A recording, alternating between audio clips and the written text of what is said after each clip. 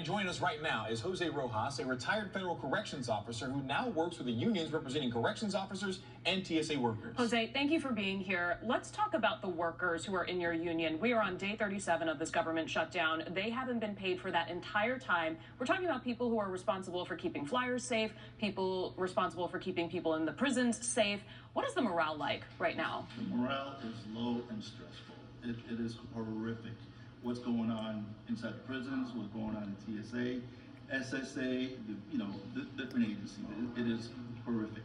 And obviously, Jose, we just mentioned food drives that are happening at the airport. Travelers are being asked to bring food to employees who are working there. Tell us about the food drive and how people can help and what it really means to the people who are on the other side of this, receiving those items. Well, at the prison, where I worked there for 28 years, we started a food bank at one of the houses over there, and we've been getting donations because if you don't work, you don't eat, and they haven't been getting paid. So unfortunately, they have to go and get free food, and we've been fortunate enough to have people donate gift cards, food items, and everything at the prison and at the different agencies. Talk about what's happening when people, are they calling out sick? I mean, at some point, people need to put food on their tables, as we're saying. They need to pay their bills. Are we at the point now where people are calling out of their real jobs so that they can work a side job? Well, the problem with calling in sick at the Bureau of Prisons is they're going to suspend you even if you do call in sick. There's a memorandum out there. If you call in sick, you get suspended. We actually had executive staff at the prison telling staff, you better get money from your parents, you better get money from your neighbor, because you better report to work. And that's a disgrace. And so let's look at some video right now on the impact of TSA workers. And again, there's a food bank that's happening right now so that people who are unable to put food on their own tables are able to get some nutrition, literally for their families. That they've been experiencing this throughout this entire time. So the video that you're looking at right now, this is the food drive that Jose and his union have set up for the workers at the federal corrections agencies because they are also without pay. So this is the point that we're at right now. Jose, obviously, the Bureau of Prisons and Coleman specifically has been dealing with staffing issues even before the shutdown happens.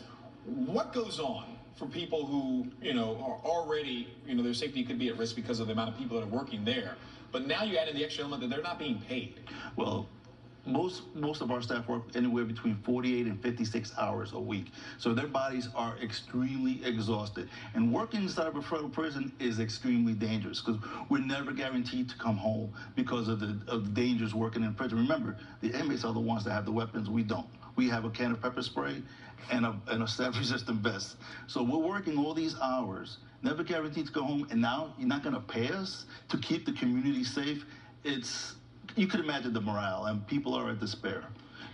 How have the staffing levels been? Well, the staffing level was already bad prior to the shutdown. I could imagine it's going to be worse now because you've got those who started to work maybe a year ago, 2 years ago, they're probably going to quit, maybe go to the state or go to the city because you got to feed. You cannot work. You work 40 hours, 56 hours, and not to get paid is a disgrace. We haven't seen an incident that's made news as far as like something big happening at the prison. But where's the tipping point? Oh, the tipping point is don't come back. Remember, the inmates see the news as well. So they mock the staff because they know we're not getting paid. And so the tipping point, like you said, is that you get disgusted. You don't want to come to work because you do got to feed your family. You got to pay your mortgage bills. You got to pay the electric bills. All of us here living in Central Florida, we know everything's increasing. Everything's expensive. And you have to pay your mortgage. You have to pay the electric bill, child care, medication. There's a lot of things that people don't understand that's the workers got to deal with on top of working inside of a prison, or if you work for the SSA, because I represent SSA, or the TSA officers as well.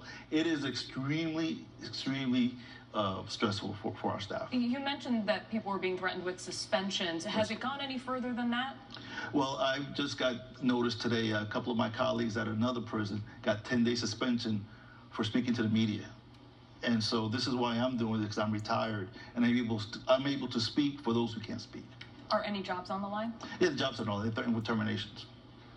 And that's probably one of the scariest things. People who literally, they're not taking any political stance, not doing anything. No. They're just saying, this needs to end for our own families, and they're threatened to be fired. Yeah, absolutely. 'Cause the job of the union is we're the whistleblowers for the public. We're not here to embellish. We just want the public to know what's going on, whether you work, whatever agency you work for in the federal government.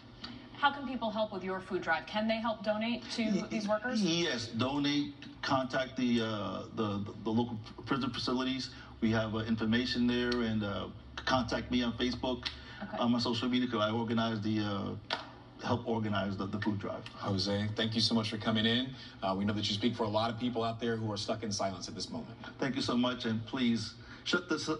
Let's get together and pay our workers, because it's shameful. Thank you, Jose. And we do want to tell you that we did reach out to Representative Daniel Webster and ask for his response to the allegations that federal corrections officers who don't show up for work, we're being told they will be fired. We received this statement that says, in part, Senate Democrats have played politics, rejecting 14 opportunities to reopen the government and ensure federal corrections officers receive the pay they've earned for keeping our federal prison system safe and functioning. We also asked the Bureau of Prisons the same question and get an automatic email response saying that no one is available to respond because of the government shutdown. Amid the chaos,